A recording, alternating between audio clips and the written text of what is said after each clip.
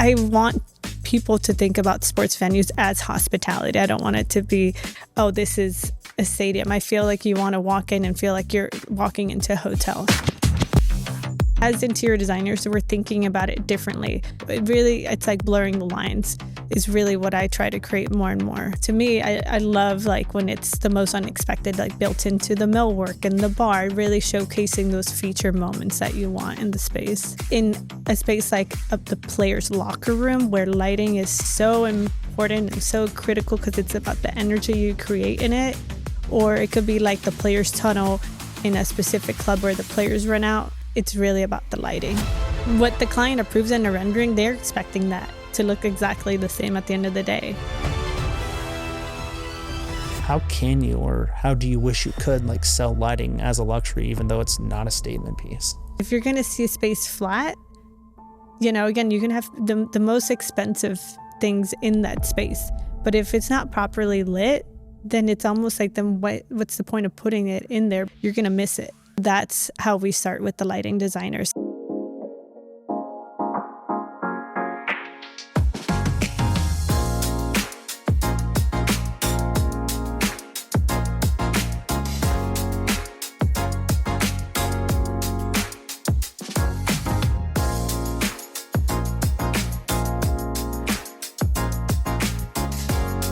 Hey, it's Sam, and I wanted to share something special with you.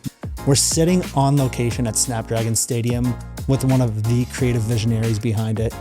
Do me a favor, go to YouTube, find this podcast, and watch it. Watch it on the big screen, like 65-inch big screen. Okay, it's up to you. Let me know what you think. Before we jump in, I want to thank 5 companies that show up for this community: Eureka, Diode LED, Kelvix, LEDFlex, and Targetti USA, because this show exists thanks to their belief in designers and the way they work every single day. I want to share something with you before we dive in. It matters to me, and I think it matters to you too. It's not something people imagine, they just experience it. That moment when a space you designed actually exists in the world, and people walk into it feeling something without knowing why. That's not luck, that's your design. Your instinct, your eye, the obsession with getting it right. Eureka luminaires are crafted for this mindset, and they aren't just intentionally designed. They're driven by a genuine passion, a push to innovate, and the performance to back it up. Their statement pieces anchor a space and make people stop. So, when your project needs that moment, that thing people feel without knowing why, Eureka is probably a good place to start. Check out eurekalighting.com. It's the kind of rabbit hole you'll be glad you fell into. Pretty cool, huh? All right, let's dive into this conversation. Edith, welcome to the podcast. You told me earlier today you haven't been here in 2 years. When you think about what a client wants, I know what your expertise and profession is, but where do you start? Where's your mind in that whole world of design and interiors and architecture? I like to bring it back to the culture of the city, because that's, the audience that's coming to these venues, whether you're, from here locally or you're, visiting from a different city. Like you want to feel like you're getting a taste of San Diego. So to me, that's really where I usually take inspiration from. And obviously then we layer in, everything that the client, obviously wants to bring into this venue, as well as what the teams want and the brands. I feel like more and more now sports venues want to bring that hospitality touch, right? And again, from those early visioning sessions, this was one of the priorities that the client wanted. Right now we're sitting in the Founders Lounge, which really is where most of the ownership, gets to enjoy. Their suites are right next to this space. So they really wanted to bring something that felt like you're in a hotel, resort that had that coastal vibes. I want people to think about sports venues as hospitality. I don't want it to be, oh, this is a stadium. I feel like you want to walk in and feel like you're walking into a hotel. So it's like blurring the lines is really what I try to create more and more. Is this happening, around the country, around the world? It's happening all around the world. I feel like within the US, I feel like we're starting to see that more and more. And I think too, abroad too, you're starting to see that a lot as well. Today, I'm excited to talk to you more about just your vision, your mindset, your process, and your own creativity in creating spaces like this around the country in venues like this. But we're obviously here, and this is an example of it. So for a moment, I'm just curious to reflect with you. What was the thing that happened here that you hadn't got to do before and you nailed it here? One of my favorite components of this stadium that I feel like had never been done before. I think the team at Gensler that I was part of, we came up with this, which was the piers. So it was really an area here that I'm sure people can look up once they type in Snapdragon, the piers, but really bringing in, what that pier experience might be in the beach, but in a stadium. So really creating that really cool, authentic outdoor experience that, feels so authentically San Diego, but within a sports venues has never really been done before. And it is such a cool experience because you get great weather most of the year. So why not be outside? You'll notice that throughout that most of the spaces here are indoor outdoor. So we have all of these doors that will open up. So really giving you that natural light and, you're getting that breeze that you want to feel. I'm sitting here looking out there, and now I'm starting to notice all these coastal pier, boardwalk elements, right? Mm-hmm. The pedestrian plaza has the cues I take. There's 14-foot pedestrian grade architectural light poles, as opposed to just floodlights lighting the whole place up, right? So you're starting to bring these elements in.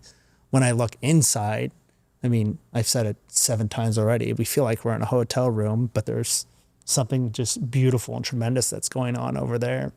When we look at your scope and this concept of creating this visual system, it is both the interior and the exterior. Mm-hmm. How do you either try to bring those together or keep them separate? Yeah. So, I think really the key to creating a great space at the end is collaborating really closely together early on, because I think, blurring the line of what's architecture and interiors, I feel like it always ends up meeting inside. For our firm, we prefer to kind of be on the project throughout because it's extra important to work with the general contractor toward the end because things always come up as well. Everybody has a place, they want to get it to before they bring somebody else in on the idea. Do you ever get the opportunity in space planning to envision some kind of statement you want to make and say, I need a bigger space or a different kind of space? I would say when we come in, there are some abilities, but the general kind of spaces have been laid out in terms of how much square footage the client is wanting. But I do think that sometimes it's really educating your client. So there has been times, especially in club spaces, where I think they underestimated how much square footage is needed to occupy a certain amount of people, because as interior designers, we're thinking about it differently, about the different seating layouts and how much space you need for walkways and the different types of grouping. So things start to grow and grow more. And so a lot of times that happens. And then we do get that ability to grow a space more than they imagine, but then they have to compromise and, get a smaller storage room or whatever it might be. Smaller storage room, bigger bar. Yep. You know a thing or two about lighting. I know that. We're sitting in a space that is beautifully lit. And I know you weren't the only person involved with it. But before we talk about all those other people that help shape lighting, for you, where does lighting start in that creative process and programming it and figuring out what elements need to exist to fulfill a vision? Yeah. I think honestly, it happens as early as when we're starting to visualize the space.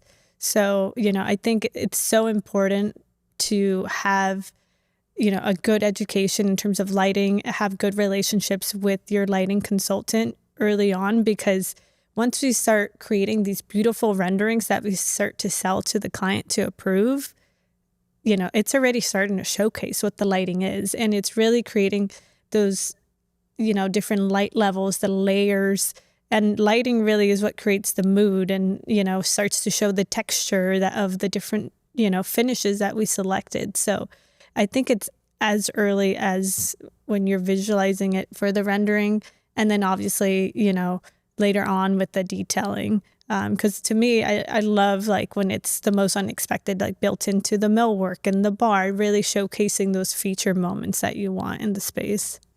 You mentioned kind of these two schools, right? You have decorative lighting, the pretty things, the things that glow, and then you have the architectural or the integrated elements or the details in the millwork, right? Architectural lighting and decorative lighting. Where's your mind go when you have to think about lighting during the day versus the evening versus the night? Yeah, I mean, I think it's a great point because I think it's something that we definitely have to think about early on, and really having the different light levels in the space. But also, too, one other factor on top of what you mentioned that people might not know in a sports venue, especially suites and club spaces, is when there's a game or a concert, they want to create that excitement. They set certain scenes in order to create that energy that you want the fans to have, whether, like I mentioned, for whatever type of venue it might be happening that particular day. So, I think that there's so much that goes involved to that. You drew this, you rendered this. How do you say, I want that, what's going through your mind? Do you say, I want it to glow? I want that to sparkle. We need to, have this be programmatically capable of being bright or dim. I'm curious how much you get prompted to figure all that stuff out versus how much you kind of dialogue internally and then show up and present as a brief to your hopeful lighting consultant. Yeah. I mean, I think depending on the space, like I think this is a good example of like, because this space has a lot of natural light and we wanted it to have that coastal feel, you're already going to get a lot of that natural daylight. So, I think talking with the lighting consultant early on about, we want to maintain that same feel of having, this kind of natural element of lighting throughout the space that doesn't feel forced, but feels soft, but there could be an opposite space. Sometimes we have what you call like a tunnel club where you see the players running out, and that's usually down in the basement level where there's no natural light. So then that becomes more of this moodier vibe. And so then it's really describing the lighting in a sense of like, we want to have, lighting that still sets a tone where you can dim it and you can have, like you mentioned, maybe there is some sparkle. There's usually a focal point, the bar, right? For example, there's beautiful chandeliers that we always want to showcase, because I do think having custom lighting is super important in these hospitality spaces. I do the same with furniture. I don't want every stadium to look the same. And if you buy things that are off the shelf, 100%, it will start to feel like something you've seen in the past. So how do you make it uniquely something of its own? And I think that's bringing in that customization factor. All right. $1 million question this far along. What goes first for you?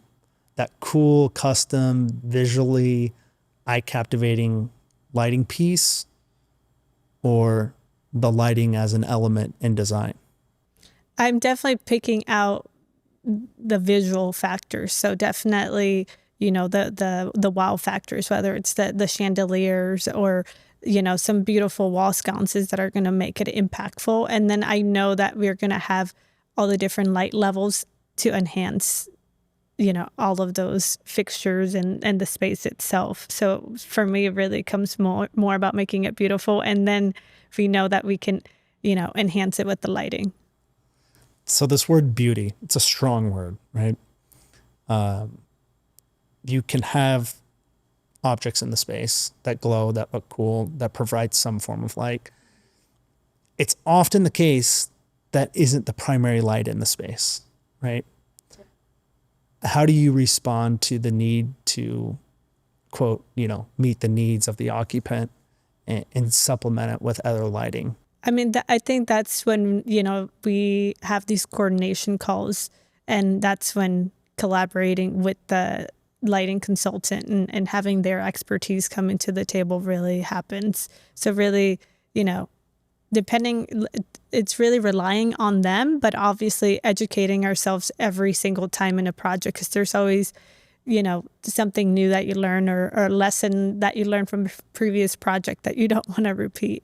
Let's go. We're going to dive into lighting consultant, your relationship with them, how it comes to be, where the give and take, what the scope is like. But before we go there, let's peel back the onion on your career as an interior specialist, an interior designer.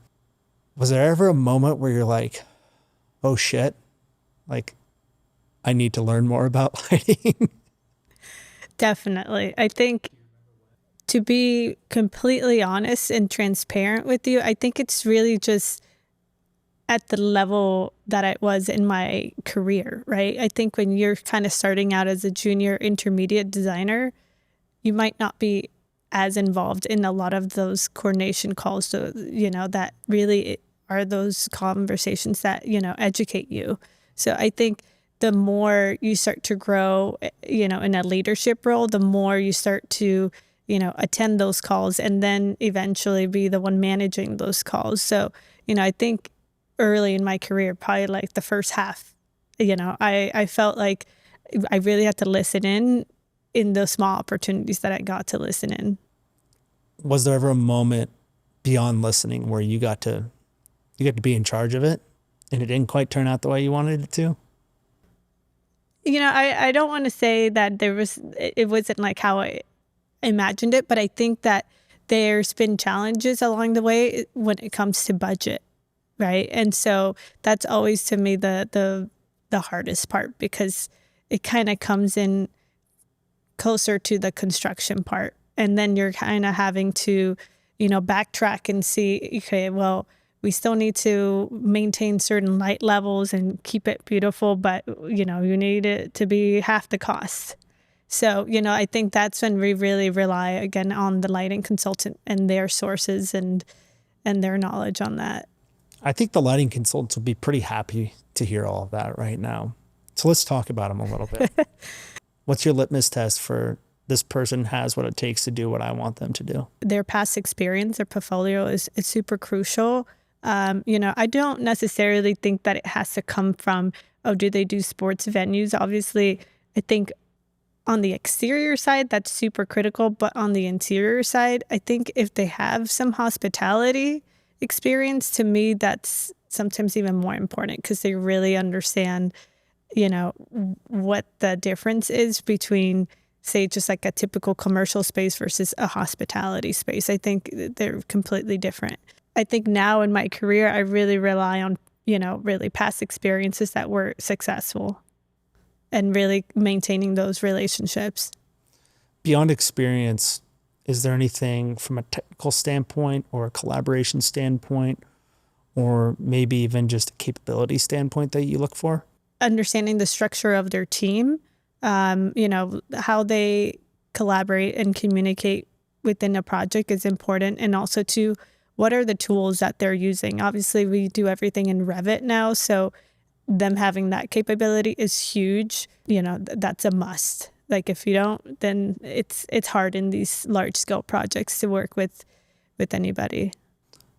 Totally loaded, but what's the one thing you wish Revit could do for lighting that it can't right now? That's a good question. With lighting specifically in Revit, I think it's really when it comes to how you're seeing it in 3D. I don't think that it has the full capabilities to see the actual kind of like light levels that you would want. So I think you rely on different softwares for that. What the client approves in a rendering, they're expecting that to look exactly the same at the end of the day. More and more, that's what's become. So let's break down that rendering, right? What are the elements that go into that rendering for you? Obviously, lighting is one of them, but what else goes into it that you specifically think about before you present it to a client? Budget is number one. I know it's like, like such a overall thing, but it it really starts to layer down to everything, right? To all the selections that you're making. So I think, we don't want to present, like, yes, you're seeing beautiful tile here, but I know I can present it in the rendering and find something that is going to be within a certain price range. Same with the furnishings, with the lighting, with the amount of seating product that we might have, the size of the bar, right? The linear square feet, I know it might cost a certain amount of, per linear foot. So it really breaks down to every little thing. But I think that's just like years of experience that, you start to break it down.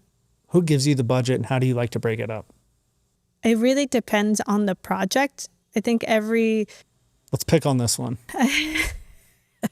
Okay, let me remember.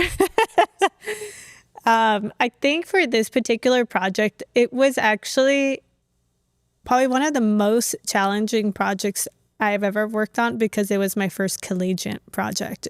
Maybe not as high as what the professional sports might be.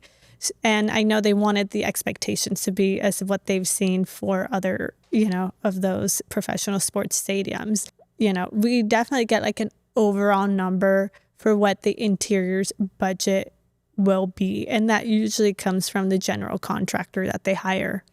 They do studies from other similar built stadiums and give us a ballpark number of this is what the range of the budget might be, and they break it down. So for interiors, we have a certain number, and then it's really our responsibility to kind of break that down into the different tiers of spaces that we have. So you break it into tiers of spaces. Let's go a level deeper into a space like this, right? A private amenity, but a common space for a group of people. What's in here? Furniture, flooring, ceiling, lighting, speakers, bar, handles, hooks. There's all kinds of stuff in here, right? How do you then start to chop that number up? I think we kind of create buckets, right? So furniture kind of has its own bucket of number. Lighting kind of has its own bucket. And I think for interiors, really, then we're kind of left with the finishes and the millwork. So then we're kind of focused on that. And then the rest is really its own thing. Can you give me a rough percentage of that interiors number? How much of it goes towards, let's say, furniture versus finishes versus lighting? I can give you an example maybe of this space that we're in, because again, it's going to vary based on the tiers of spaces, right? I think in this particular stadium, this is a higher tier space. You're going to have your finishes, and the millwork is going to take up, I would say 40%, right? And your furnishings, I mean, that does take up a good amount of it, but I feel like, again, working with custom manufacturers and knowing to kind of group things together so you're not using multiple sources, a lot of times that saves costs. So you might save a little bit of costs here, and then you might move it to a different bucket. So you're really kind of playing with money at that point. But I think furnishing somewhere here might be, say, 15-20%, right? Lighting is going to be similar, right? Depending how many decorative fixtures you have in a space like this. And then there's the different other layers of AV and, miscellaneous things that might come into action. Typically, I would say there's like 3 tiers. So you're going to have like your first tier that are more your general public user, right? So that's going to be like the concourses and the different markets, and like you mentioned, their restrooms, their dedicated restrooms.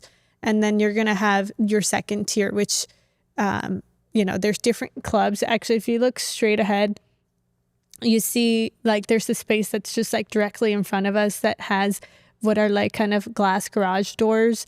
That's another club space, but that's tier 2, which it's a bit more casual. It's meant to feel more like you're going to like a beer hall.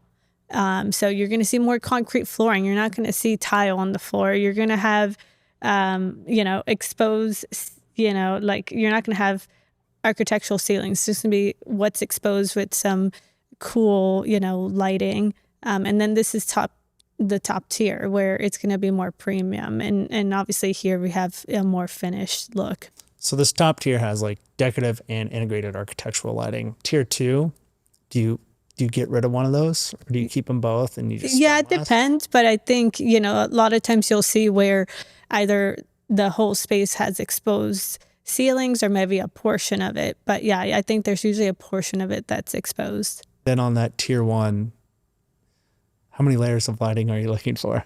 I think it's usually, architectural lighting, but kind of more of your, basic lighting. But again, it depends on the venue. Because one of the projects I'm working on, the concourses, have they have a decorative lighting component on top of it, but it just depends on the budget. So everything depends on budget. The budget breaks down.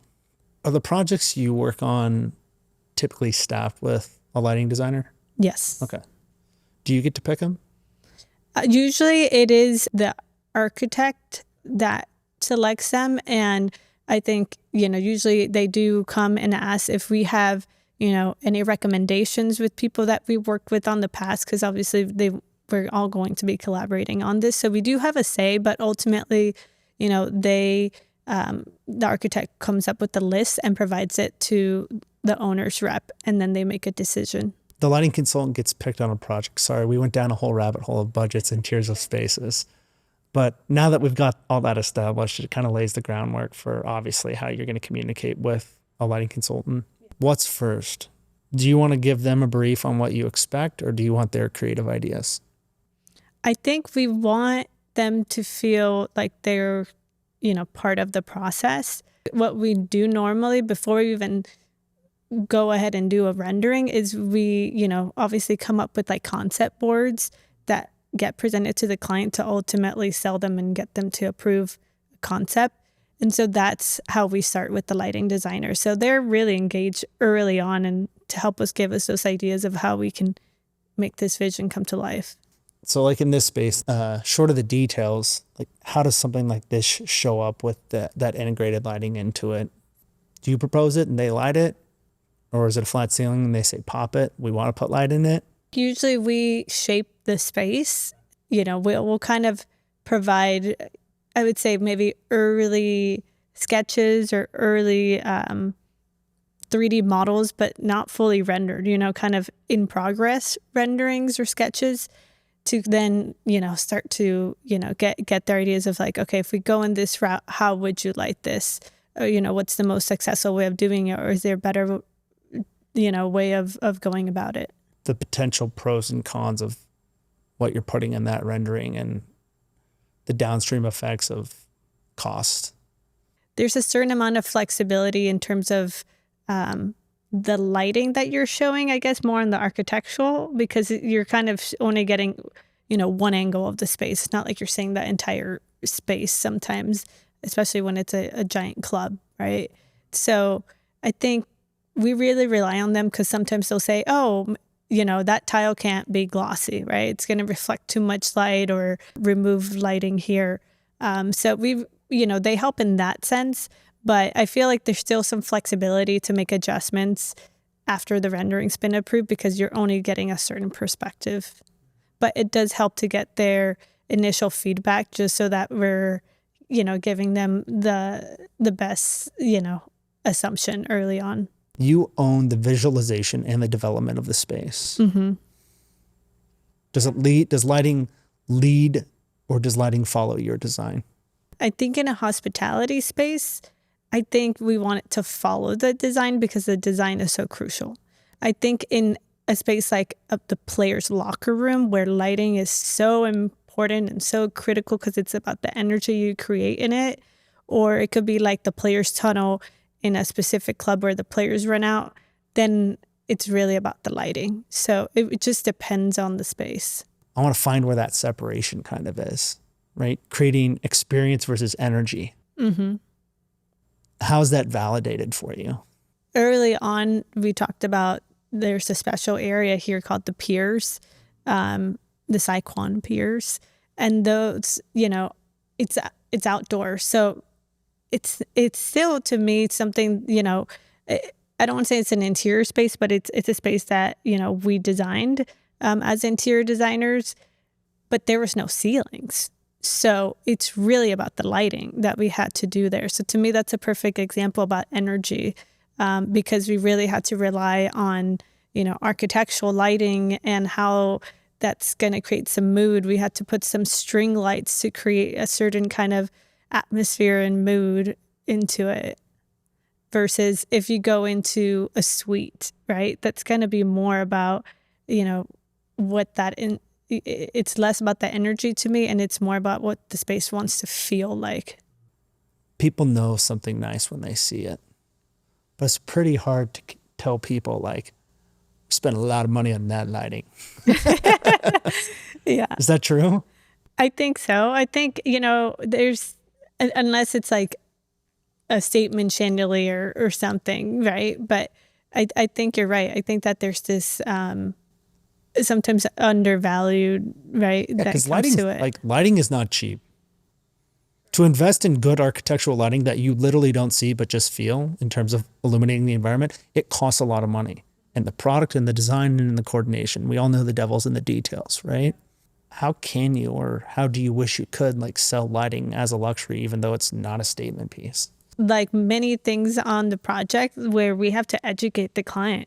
I'll give you a perfect example when it comes to furniture. A lot of times the client will rely on the design team to establish an initial budget because, it's really a different world, right? So then we really go based off of past experience. And, I think it should be similar with lighting where they might have to rely on what's a realistic budget versus giving us a budget that's from, more of a bare bones project that doesn't apply. Do you ever make two renderings, one with good lighting and one with bad lighting, and show it to them?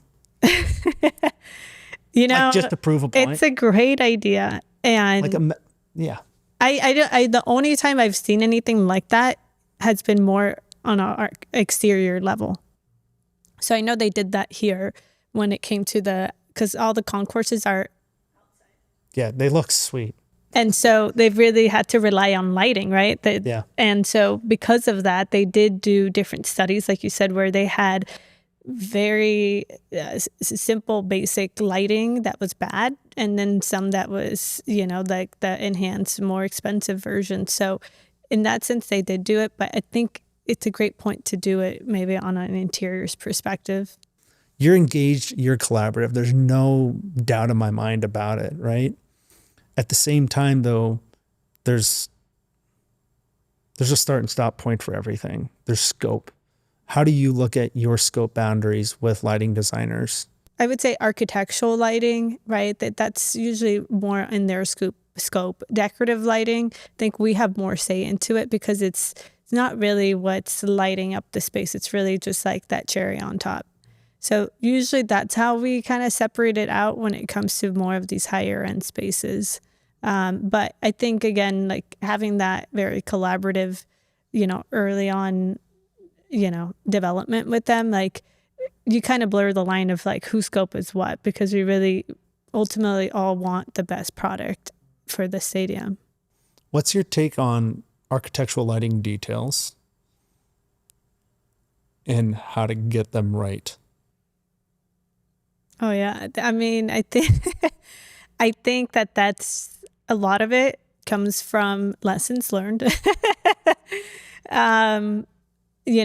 I think it's really, we do rely a lot on the consultant to educate us. And, I will say there's always like beautiful details that have come out of projects that we will kind of have as typical, right?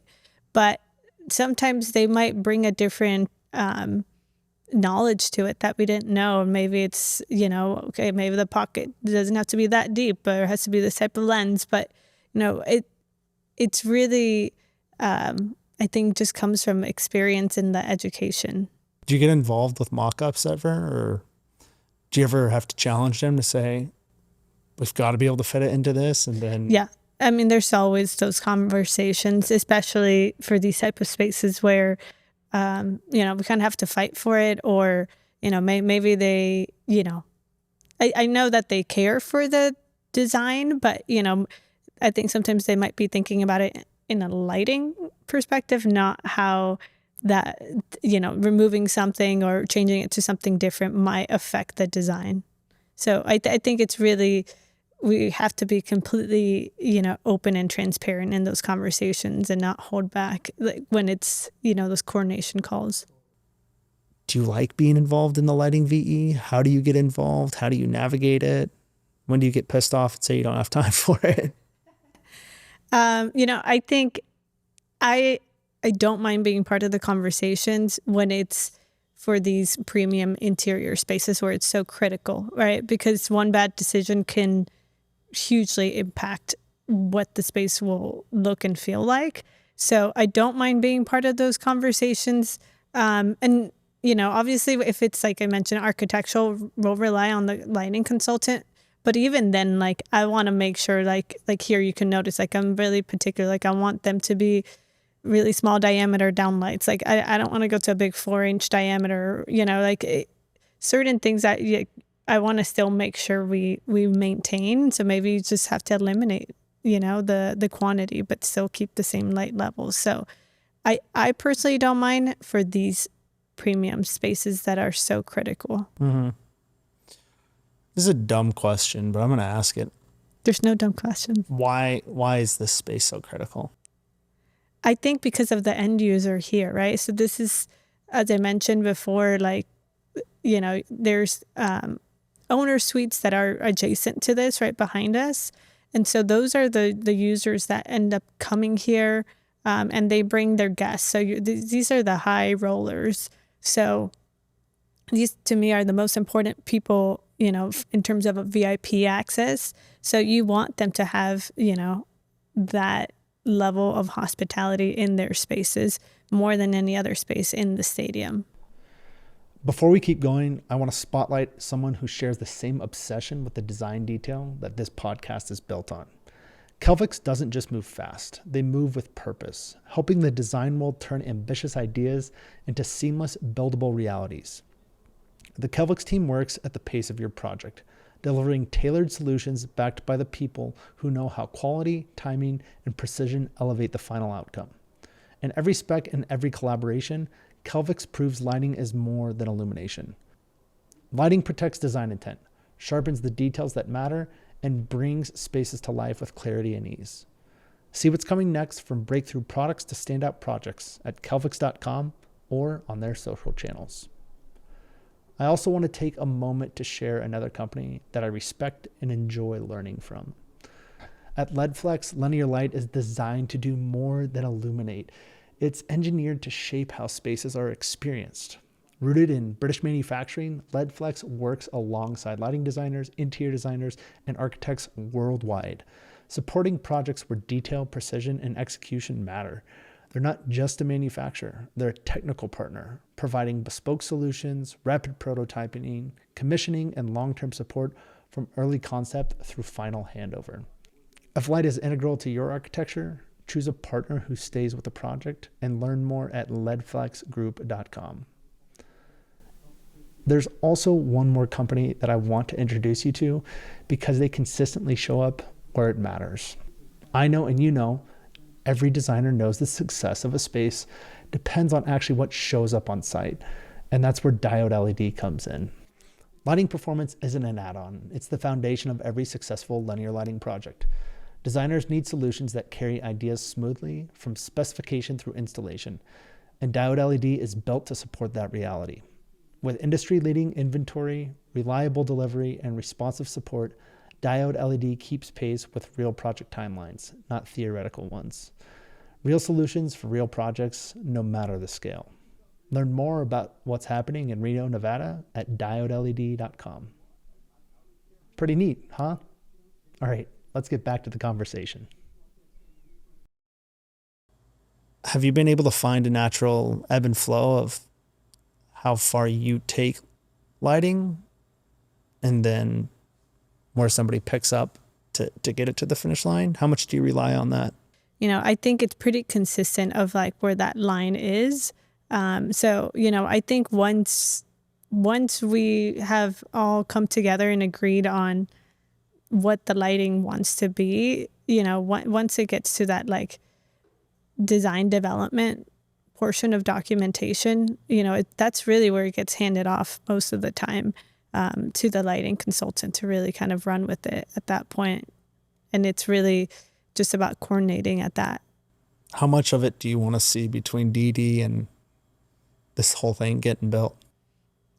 I mean, we will have coordination calls, once a week. Sometimes, it's pretty often because there's just always, I think when you're heavy into documentation, obviously there's like a certain point where everyone's just like, getting pencils down and working hard and getting everything done. But when it's really that design portion of it, or we're value engineering, then we're heavily involved for sure.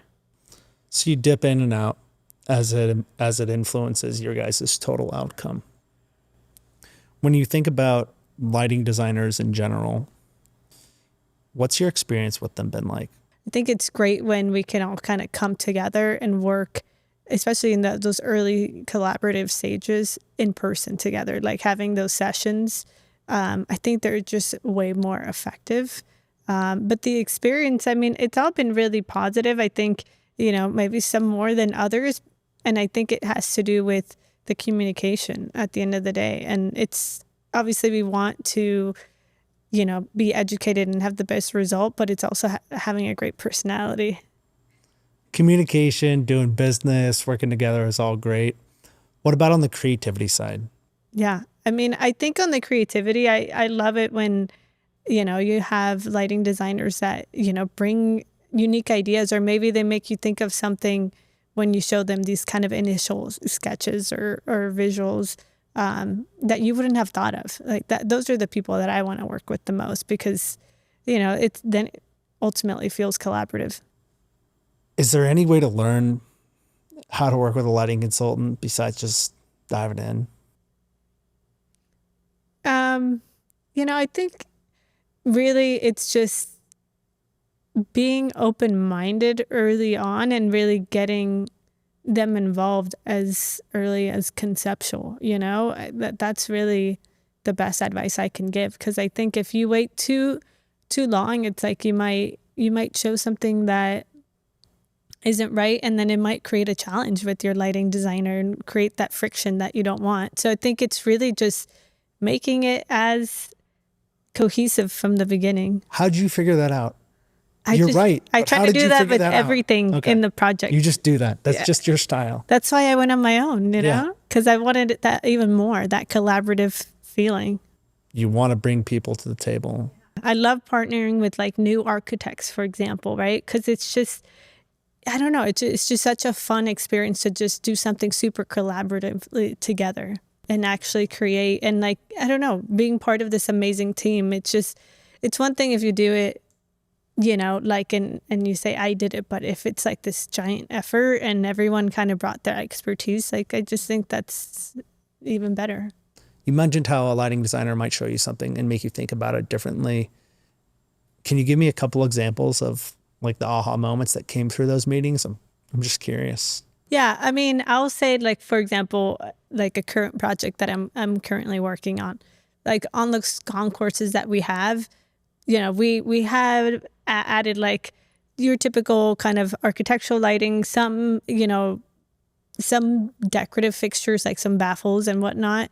And then it was still a pretty dark space because it's indoor. It's not outdoor like this stadium. And so, they were like, okay, well, we can add these lights through, like around the column that's going to uplight it and downlight it. And it created this super cool effect that we wouldn't thought of. And the client loved it because then they can, change the color of the light too, depending on the game or who's playing, or who, whatever concert it might be. So it created this like different energy that we wouldn't have thought of. There it is again, lighting creating energy, right? Yeah. It's really interesting how you've brought it up a few times. Lighting doesn't necessarily create the experience, it creates the energy, and energy is what feeds that experience. Why do you do this? Why sports? Why stadiums? Why this environment? To me, they're just the most rewarding project type that I've ever worked on. Funny enough, I'm not a big sports fan, but I will say the first time I ever completed my first stadium project, the first opening game day, like when you're there and you're just sitting down or walking around the concourse and you see whatever might be 35,000 people sitting in their seats, like cheering on, you just feel the energy of like something beautiful you created, that you were part of. There's just no better feeling. And like there's no way you're not going to cry in that moment. And you're like, this is exactly why I spent 5 years doing this. Like, because you had something to do with something that is part of the community now, that everyone's always going to go there and create a beautiful memory with it. Oh, it's a beautiful stadium. Oh my God, let's watch the game. That's what happens. Yeah. What's it like? It's crazy.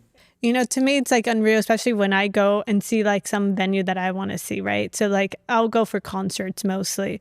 And, like I can't wait till the new Titan Stadium opens up and I get to see Taylor Swift there. Like it's just like such a cool feeling. And then once you walk around the whole space, whether it's a suite or a club, and you see people using the space that how it's meant to be used, it's just the coolest feeling. I'm sure it's validating too. Like you mentioned when you came in here today, it looks like it did 2 years ago. That's credit to you, right? If you didn't design it right, people would change it. How else do you like to validate your work and what you do? Anytime that I hear something, about it, like even on my way here, I took an Uber and the Uber driver was like, oh, he was shocked to be dropping me off at the stadium. He's like, oh, are you coming to Snapdragon? And I was like, oh yeah, I am. And he's like, oh, this is my favorite stadium. I love coming here. I always have such a great time. And to me, that was so validating because I'm like, that's what you want to hear. You want to hear people coming to the venue and having a great time. So it's just even the small, gestures or comments. What is your approach to lighting as an element of your design on a project? I think my approach to lighting within a project is really, obviously just thinking about it early on in the project. So as we're visualizing, it's not just how we're shaping the space and the finishes and the furniture you're putting into it, but really thinking about, what it's going to feel like. It's how are you going to create that energy? And I think the energy comes through with the lighting. Like you can have a beautifully architectural space with beautiful furniture, but if it's flat and you're not seeing the textures, you're not getting different layers within it, then it's not 100% there, So to me, it's really thinking about how we can create that atmosphere. Every element of design adds up to 100%. Where is lighting? Is it the last 5%, the last 1%? It's hard to put a percentage, but I will say it's 25 to 50%. Because, like I mentioned, it's just if you're going to see a space flat, again, you can have the most expensive things in that space. But if it's not properly lit, then it's almost like then what's the point of putting it in there because you're going to miss it. So to me, it's a huge factor. Are you ready? This is my favorite part of the podcast. This is what we call the chair swap. Okay. You potentially have a question or two about lighting. I'm here to answer them for you. Great. I want to take a moment to recognize a team that understands what every designer already knows. Light isn't a fixture, it's the soul of a space. For almost a century, Targetti has shaped how people experience architecture, using precision optics, performance, and that unmistakable sense of Italian design to elevate every moment a space offers. Because light isn't just seen, it's felt. It drives emotion, guides the eye, and transforms intention into atmosphere. For Targetti, light isn't simply the medium, it's the identity. It's the craft, the legacy, and the commitment behind every solution they create. Experience it for yourself. Visit targettiusa.com. Now, let's jump back into this conversation. Let's see where the conversation goes, but I'm just really curious, like you being here now, you've seen the Snapdragon Stadium, you got a glimpse of it. I know you haven't fully walked around, but what has impressed you the most when it comes to lighting? I think it's so cool how this whole pure concept, and there's there's very high quality pedestrian lighting sitting inside the stadium. What a cool way to double down on that design concept. I really like that. Specifically in here, it's the downlights, like small aperture. It's the Now, lighting let's isn't jump just back into this splayed all over the conversation. place or on a grid. Like, it's very obvious to me there's lighting where it is. I haven't looked, but yeah, they're adjustable too, and they're aimed. So it's not like that's something I love about lighting, but I would not like it if it wasn't aimed.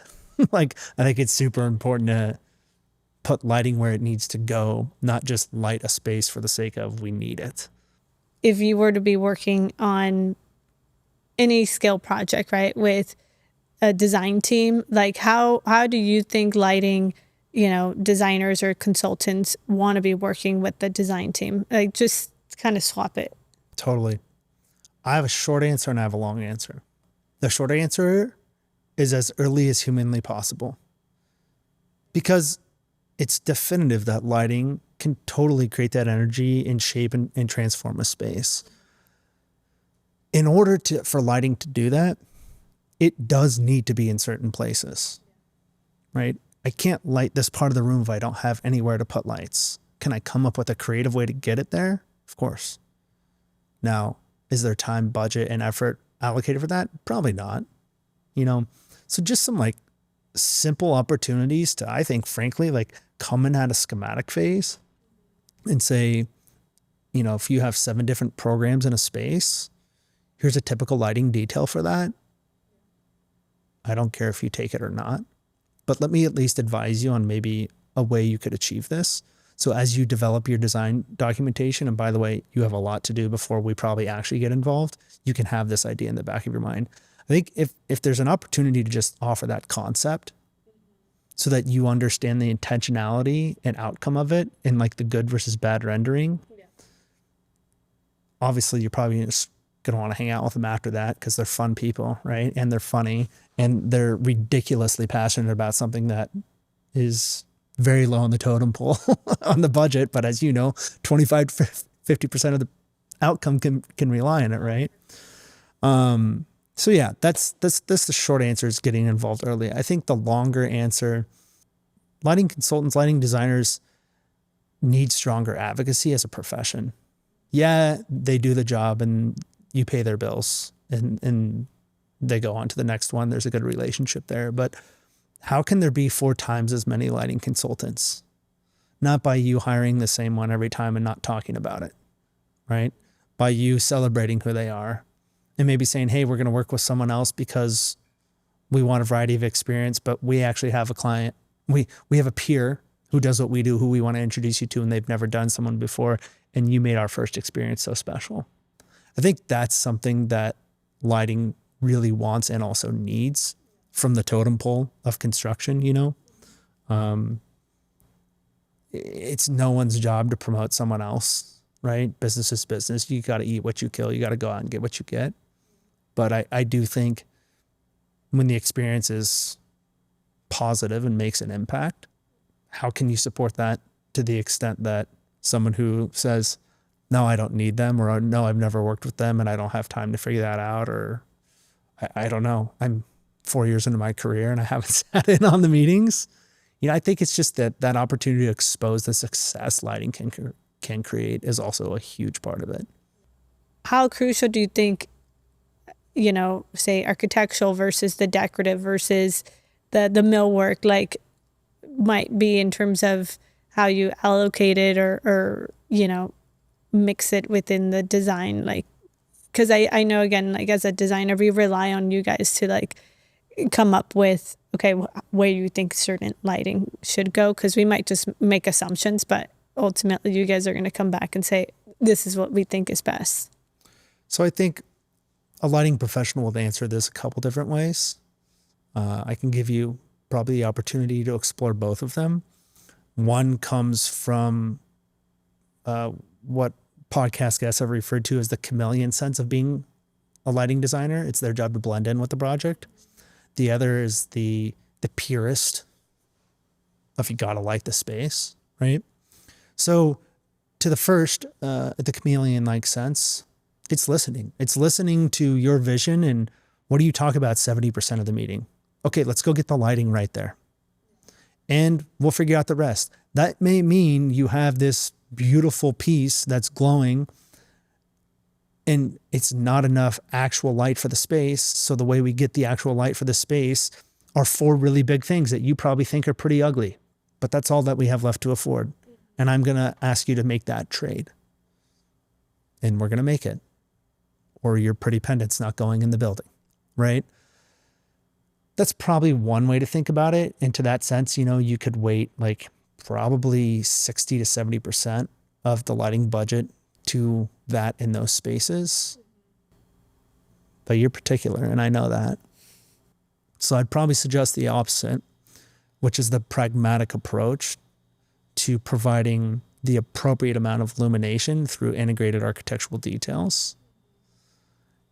And here's the kicker for that. You can't let product drive that. You have to let the designer drive that. You don't need to buy yes, you can buy a prefabricated product. Yes, you can do this. It saves installation. I've heard every sales pitch under the sun. There's nothing wrong with any of that. And if you end up there as a result of the design, great, even better. But what you really need to actually do is say, I need these design details done. And then I need you to tell me what's left for me to make pretty stuff with. Let's be honest. Does the pretty thing hanging from the ceiling need to have light in it? Or is that just traditionally speaking what it is? And I feel like that we see that a lot. Like I see it a lot if we're using like crystal or glass elements, right? Because sometimes you don't need to have the light source within it. You could just light it architecturally from above. I would just be curious, like, what might be certain elements that a lighting designer might bring to the table that a designer might not think of? I mean, the classic line is lighting is part art, part science. Everybody loves it because it activates your left brain and your right brain. Like all of this stuff is very true. There's a book that's like 1,600 pages thick. It's digital now with codes and standards for lighting. There's a lot of people out there. There's not enough, by the way, but there's a lot of people out there doing research on how much light you need somewhere. I think, what lighting designers have an opportunity to do is understand that technical side to the extent you never need to know, right? It's a lighting designer's job to be the glue, to be the chameleon, to enhance the architecture. These are all things that you would hear, I think, lighting designers say. What they're not telling you is they're going to do that through the technical means of putting light where it needs to go at the appropriate light levels without putting strain on your eye, right? without making it something that's visually like flickering or bombarding you. I think at the same time, what they also really like to do, and you're totally clued into this, is develop dimensional lighting, not flat lighting. It's not as easy as light that goes up and light that goes down. It's light that goes up and down, and 60-40, 40-60. What controls that? What dims that up and down? Lighting's really not just lighting anymore, if I can be honest. Lighting's a system now. Something that nobody will talk about, but holy bejesus is so important, is the integration of it all. So you have a luminaire, a light fixture, light comes out of it. It has to dim up and down. By the way, that's not as easy as it sounds. So there's a coordination detail on that. Then, in terms of the low end level, how low or how dim can it get? You love that. And a cove light is not just a cove light anymore at all, right? Well, I guess the only other questions, it's more of a fun question, I guess. I love fun questions. But I'm just curious if you have your own words to describe lighting, like both the energy side of it and the side that's like more about creating this moody atmosphere. If I picked one word to describe lighting, it would be emotion. Ever seen the sunset? Oh, yeah. Sunrise? Yeah, Yeah. most people have. And how do they feel? Different than they do in the middle of the day. What did it? It's light. That's a great example.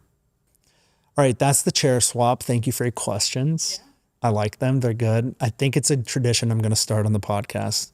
Anytime somebody isn't, let's see, how should we do it?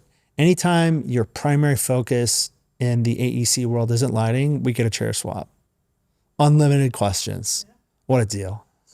I love it because you're getting both perspectives on it. So why not? Yep. Edith, thank you so much. I appreciate it.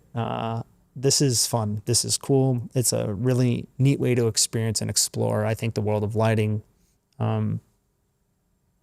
Is there anything else that you want to share with us about your world that you live in, or something that you're just like ridiculously excited about that you're working on in your career right now? I will say, thank you so much for the opportunity to do this, especially at the venue. Like, it's so unique to have the interview here while, you're in the physical space. So, to me, it's just been such an amazing journey. So thank you for that. I think for me, what's exciting right now is really just the work that we're doing. And, you're seeing some of the completed work, but some of the work that we're currently working on that I can speak about that's not confidential is I slightly mentioned it before, but the new Nissan Stadium in Nashville for the Tennessee Titans. And that's slated to open in 2027.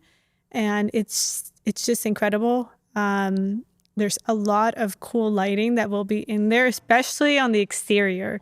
If you've seen some of the renderings, the exterior is pretty cool. There's a lot of like built-in, LED lighting, and it's just going to be something that it's going to be a landmark, and you'll see it from anywhere. So we're really excited to share that and for you to get to experience it someday. I am not a Titans fan, but I'm definitely going to a game when it opens. You can come to a concert. I go see a football game. Yeah. They play the Denver Broncos. I'll go see them. Right? Okay. I don't know. Good. Awesome. Thank you so much. I appreciate it. Of course. Thank you.